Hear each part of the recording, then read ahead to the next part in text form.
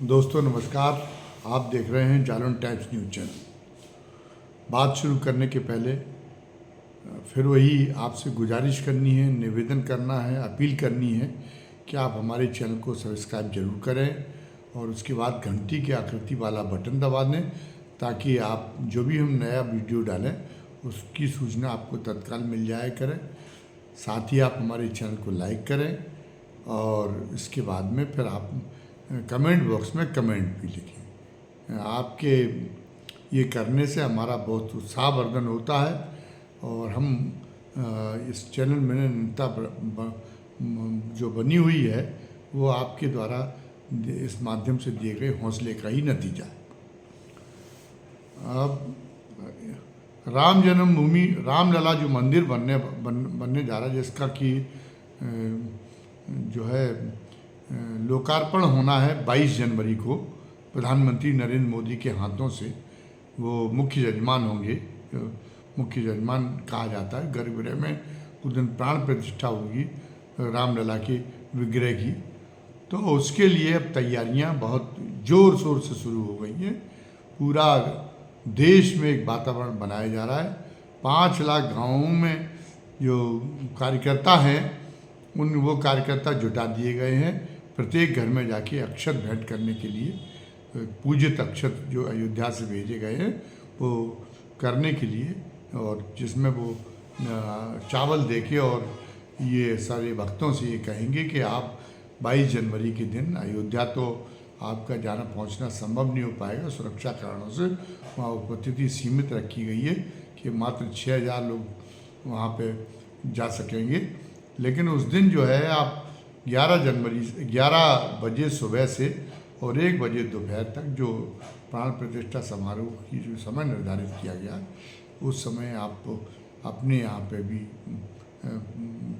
इस तरह के कार्यक्रम आयोजित करें, भजन कीर्तन कराएं, पूरा एक पूजा का एक माहौल रखें, एक भक्ति का माहौल रखें और शाम को प्रत्येक घर में 5-5 दिए जलाएं। चूँकि भक्ति भावना का मामला है, भले ही भारतीय जनता पार्टी अपने राजनीतिक लाभ के लिए ये करवा रही हो सब कुछ, लेकिन ये है कि मैं समझता हूँ कि भक्ति भावना का मामला होने के कारण जो भारतीय जनता पार्टी के विरोधी दलों के कार्यकर्ता हैं उनमें से भी अधिकांश लोग अपने आप को ऐसा करने से रोक नहीं पाएंगे, इस आह्वान की अनदेखी नहीं कर पाएंगे और इस ढंग के कई और कार्यक्रम भी लगातार चलाई जानी है 22 जनवरी तक एक बहुत ही धुआंधार माहौल, बहुत ही भक्तिपूर्ण माहौल, बहुत ही राममय माहौल बनाने की बहुत ही सुव्यवस्थित तैयारी कर रखी है विश्व हिंदू परिषद ने,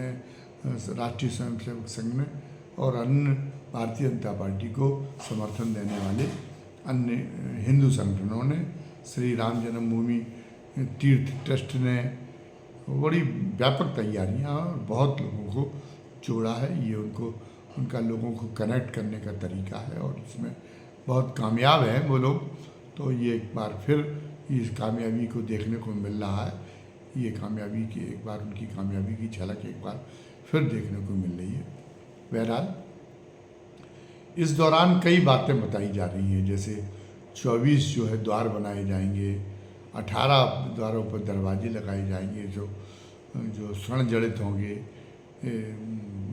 ये बताया जा रहा है अयोध्या में क्या क्या होगा। महत्वपूर्ण बात यह है कि इसके लिए जो रामलला मंदिर की पूजा के लिए 24 पुजारियों को प्रशिक्षित किया जा रहा है। तो वो सारे पुजारी जो है केवल एक जाति विशेष से नहीं है, जिस पर हिंदू धर्म पर आरोप लगता है कि वहाँ पे पूजा जो है पूजा का जो कार्य है वो उसमें जातिगत आरक्षण कर दिया गया, एक ही जात तक सीमित कर दिया गया। तो वो ऐसा नहीं है। उसमें जो है वो ये किया गया है कि जो 24 लोग जिनको प्रशिक्षण दिया जा रहा है पुजारियों को, उनमें बताया गया कि 2 जो है अनुसूचित जाति के हैं और एक पिछड़ा वर्ग से संबंधित है। तो उनके प्रशिक्षण दिया जा रहा है और बताया गया कि पहले भी उसमें जो है गैर ब्राह्मण जाति के रहे और ख़ास तौर से जो ये इस तरह की खबरें दी गई उसमें इस बात का उल्लेख, ये हवाला दिया गया है कि दक्षिण भारत के तो 70% मंदिरों में जो पूजा करने का काम है वो गैर ब्राह्मण करते हों। ये एक अच्छी शुरुआत है, एक अच्छी परंपरा है, एक सामाजिक समरसता के लिए जो है बड़ा अच्छा है। लेकिन जितनी ये स्वामिनी तस्वीर खी गई है, जितना ये दावा किया गया, धरातल पर वैसा नहीं दिखाई देता। अगर ये सच होता तो फिर जो है जगन्नाथ मंदिर में जो तत्कालीन राष्ट्रपति रामनाथ कोविंद जो करने गए थे दर्शन, तो उन दर्शनों को वहाँ के पुजारियों ने धकिया नहीं दिया होता। अभी भी ये दकियानुसी विचार धार्मिक क्षेत्र में हावी है, हिंदू धर्म के क्षेत्र में, कि जो शूद्र हैं, जो अनुसूचित जाति के लोग हैं, जो अछूत हैं, वो मंदिर में प्रवेश के पात्र नहीं है। और ख़ासतौर से गर्भगृह में तो सवर्णों में से भी एक जाति विशेष को छोड़ के अन्य जातियाँ प्रवेश नहीं कर सकती। अब ये बात दूसरी है कि सुविधानुसार इसमें अपवाद भी कर दिए जाते हैं। अब उस समय उनका जाति का मामला आड़े आ गया था उनके रामनाथ कोविंद के, राष्ट्रपति जी के तत्कालीन के, लेकिन आज वो भी शूद्र जाति में से आते हैं, प्रधानमंत्री नरेंद्र मोदी। और आज वो गर्भगृह में जो 6 लोग मौजूद रहेंगे उनमें जो है नरेंद्र मोदी भी रहेंगे। तो अब नरेंद्र मोदी जी जब शूद्र हैं तो वो गर्भगृह में कैसे जा सकते हैं, जो हिंदू धर्म की मान्यताएं हैं, लेकिन वो जो है वो गर्भगृह में मौजूद रहेंगे और उसमें आपत्ति नहीं की जाएगी। और जिस ढंग से जो है ये उनका मतलब उसका फेसबुक पे और अन्य सोशल मीडिया पे जो धार्मिक जैसा वातावरण बनता है, बनाया जाता है, उसमें जिनमें जो जातिगत उत्साह पैदा हो जाता है देखा जाता है, तो उसमें जो दूसरी जातियां हैं जिनको परंपरागत तौर पे निम्न जातियों के रूप में परिभाषित कर दिया गया, इनको नीचा दिखाने में कसर नहीं छोड़ी जाती है। और जो कि श्रेष्ठगत जो है अपनी श्रेष्ठता, अपना जन्मना श्रेष्ठता का जो है दंभ घोषित किया जाता है उनमें, ये समाज में कटुता बढ़ाने वाले प्रसंग है। आज भी कुछ तथाकथित संत भी जिनका बड़ा सम्मान किया जाता है धर्म वीरता के नाते, वो भी जो है जातिगत आधार पर अपनी श्रेष्ठता स्थापित करने और जो है बाकी जो तथाकथित निम्न जातियां हैं उनको अपमानित करने का और उनकी अवहेलना करने का उनमें वो कसर नहीं रखते। और कई धार्मिक किताबों से जो चीज़ें उद्धृत की जाती हैं उनमें भी दिखाई देता है, जातिगत दुर्भावना साफ साफ झलकती है। और जब ये कहा जाता है कि जब आप इतने संशोधन कर रहे हैं, आप पता चला कि वाल्मीकि बस्ती से आप अक्षत बांटने की शुरुआत अयोध्या में कर रहे हैं। आप अयोध्या के मंदिर के पुजारियों के तौर पर जिनको नियुक्त करने जा रहे हैं उनमें अनुसूचित जाति के पिछड़े वर्ग के लोग शामिल हैं। तो आप जब आपने ये सुधार किया है, पहले ये था कि जाति विशेष को छोड़ के नहीं हो सकता था मंदिर की पूजा के लिए, मंदिर में कोई पूजा नहीं कर सकता। जब आप इतने सुधार कर लिया तो इसमें क्या आपत्ति है कि वो जो है वो जो धर्म ग्रंथ हैं जो कि जिनमें जातिगत दुर्भावना की जो स्रोत बने हुए हैं, जिनमें वो धार्मिक जो है साहित्य है, उस साहित्य में संशोधन क्यों नहीं हो सकता।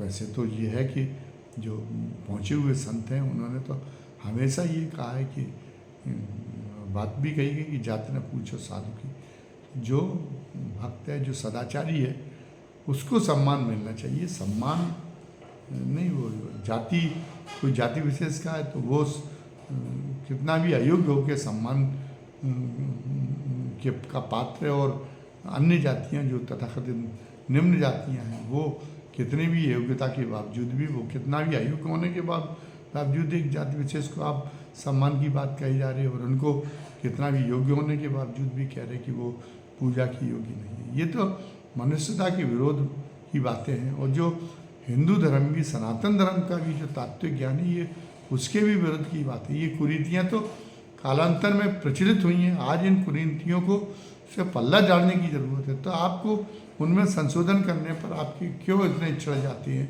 क्यों आप जो है किसी का जो संशोधन की बात करता है उसका सिर काट लेने पर आमादा हो जाते हैं। अच्छी बात है कि आज जो संघ प्रमुख हैं मोहन भागवत, वो भी इस जातिगत दुराव को समाप्त करने की बात कह रहे हैं। वो भी कह रहे हैं कि आज जाति व्यवस्था उनको अप्रासंगिक घोषित कर देना चाहिए, और ये इस ढंग की जो गलत मानसिकता है कि नहीं, जाति के आधार पर किसी को पूजना और किसी को तिरस्कृत करना, इसको दूर किया जाना चाहिए। और लेकिन उनके खिलाफ भी लोग बिदक जाते हैं, उन्हीं के जो अनुयायी कहे जाते हैं उनके संगठन के, वो भी बिदक जाते हैं, क्योंकि वो छोड़ना नहीं चाहते जातिगत दंभ को। तो ये बड़ी सामाजिक सुधार की लड़ाई है, एक धीरे धीरे पहल कर रही है जो है भारतीय जनता पार्टी। तो जो सामाजिक न्याय के पक्षधर हैं, भारतीय जनता पार्टी की इस पहल को उनको सकारात्मक समझ के उसका एक समर्थन करना चाहिए। राजनीतिक स्तर पर भी कर रही भारतीय जनता पार्टी, सामाजिक स्तर पर भी कर रही। संघ में अब सर्वोच्च पद पर भले ही जो है अभी कोई शूद्र और कोई अनुसूचित जाति का व्यक्ति विराजमान न किया गया हो, लेकिन हम देख रहे हैं कि बाकी जो उससे नीचे के जो पद हैं और जिलों में, ब्लॉकों में जो पद हैं, वो उन ब्लॉकों में, जिलों में जो स्थानीय स्तर के जो पद हैं, उनमें से बहुत सारे प्रचारक सभी जातियों में से लिए जा रहे हैं। और सहबोज तो करा ही रही है वो अनुसूचित जातियों की बस्ती के बीच में, लेकिन उन धार्मिक मान्यताओं को भी बदलने की ज़रूरत है। हमने देखा कि राजनीतिक स्तर पर पहले जो एक गलत प्रचार था, जब भारतीय जनता पार्टी उत्तर प्रदेश में सत्ता में आई थी अपने दम पे पहली बार के चुनाव से, जब कल्याण सिंह मुख्यमंत्री बने थे, तो बक्सी के तालाब में कुछ लोगों ने बैठक की थी और उसमें ये कहा था कि वो तो कि कल्याण, उसमें ये निराशा प्रकट की गई थी एक पिछड़े वर्ग को एक मुख्यमंत्री बनाने का। उसमें कहा गया था कि हमारी जात के तो एक समय तो इतने विधायक थे, आज घट के पता चला कि 1/5 हमारे विधायक रह गए, हमें फिर उतनी ही संख्या को प्राप्त करनी है। तो वो उतनी तब जागृति नहीं थी पिछड़ों में, तो इसलिए आप हो जाते थे। बाकी तो जब जैसे जैसे लोकतंत्र आगे बढ़ा तो एक स्वाभाविक उसमें ये हो नहीं था कि वो जो है कि उसमें जो अन्य जातियां हैं उनके भी विधायक बनना शुरू होते, और उसमें जो एकाधिकार जमाए हुए थे संख्या में कम होते हुए भी उनकी संख्या कम होनी थी, लेकिन कल्याण सिंह को बर्दाश्त नहीं किया गया। कोई कारण नहीं था, कल्याण सिंह की सरकार अच्छी चल रही थी, लेकिन वो परिस्थितियाँ 1991 की परिस्थितियाँ ऐसी थी कि कल्याण सिंह को अकारण ही कुछ 18 महीने बाद ही 18-19 महीने में ही कल्याण सिंह को की सरकार गिर गई। ये उसमें भारतीय जनता पार्टी का जो कट्टर जातिवादी तबका था उसका मुख्य योगदान था। हमने देखा कि 2017 में जब उत्तर प्रदेश विधानसभा के चुनाव हुए थे तो कई जगह पे जहाँ परंपरागत रूप से बहुत आज़ादी के कई दशकों तक एक ही जाति विशेष के लोग चुने जाते, वहाँ जब पिछड़ी जातियों को, वंचित जातियों को जब उम्मीदवार बनाने की भारतीय जनता पार्टी ने शुरुआत की तो कई जगह प्रदर्शन हुए। अमित शाह के खिलाफ नारेबाजी भारतीय जनता पार्टी के प्रदेश कार्यालय में पहुंच के हुई, लेकिन अब जो है मध्य प्रदेश के मंत्रिमंडल में पता चला कि 12 ओबीसी के लोग हैं, 5 अनुसूचित जाति के लोग हैं, 5 अनुसूचित जाति के लोग हैं, और जनरल कास्ट के केवल 8 है, और कोई विद्रोह नहीं हो रहा। अब धीरे धीरे स्वीकार किया जा रहा, सत्ता में जब आप भागीदारी देने का काम कर रहे हैं तो फिर अन्य में होगी। लेकिन ये कुरीति कुल मिला के ये है कि अभी सुधार हो रहा, लेकिन सुधार की गति धीमी। अभी उस जहनीत को बदलने का कोई बहुत मजबूती से काम नहीं हो रहा। आप भले टोटके के तौर पे, प्रतीकात्मक तौर पे रामलला की मंदिर में पुजारी नियुक्त कर दे, ये बात अलग है, लेकिन ये गलत जहनीत का कि आप अमुक जाति के हैं इसलिए आप पूज्य हैं, आप विद्वान हैं, ये धारणा को बदलने का काम नहीं हो रहा। इस धारणा को बदलने का काम का साहस भारतीय जनता पार्टी का नेतृत्व दिखा भी नहीं सकता। तो ये घालमेल रहेगा सामाजिक एकता के लिए। मान लीजिए अभी आपने कर दिया, लेकिन आगे वो फिर अहंकार उबाल मारेगा और सत्ता पे में हमेशा हमारी वर्चस्व रहे तो आप फिर उनको हाशिए पर करने की कोशिश करेंगे जिन्हें आप भागीदारी दें, तो समाज में टकराव की स्थितियां पैदा होंगी। समाज में कभी एकता हो नहीं सकती। और इन विचारों के, इन जातिगत भेद के विचारों के कारण अतीत में हमारे समाज का, हमारे देश का बड़ा नुकसान हुआ है। फिर तो आज हमने जब एक ये जागरूकता का युग है, ज्ञान का युग है, तो इस युग में तो हमें उन कुरीतियों को नमस्कार कर देना पड़ेगा और एक मानवतावादी सोच को आगे लाना पड़ेगा कि जो योग्य है, जन्मना कोई योग्य नहीं होता, जन्मना कोई पूज्य नहीं होता।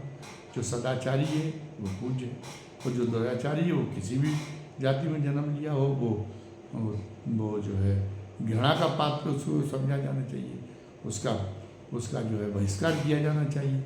ये भावना को बलवती करना होगा और ये जातिगत भेदभाव की जितनी भी परंपराएं, जितने रीति रिवाज हैं, उनको धीरे धीरे छोड़ना होगा। फिलहाल ये है कि जो रामलला मंदिर के में जो पुजारियों का जो दंड किया जा रहा है, उसमें गैर ब्राह्मण जातियों का, खास तौर से शूद्रों का और अनुसूचित जातियों को जो जगह देने का एक प्रयास किया गया है, हम समझते कि एक अच्छा कदम है और एक ये जिस परिवर्तन की वांछा है, उस परिवर्तन को लाने में सकारात्मक भूमिका अदा करेंगी।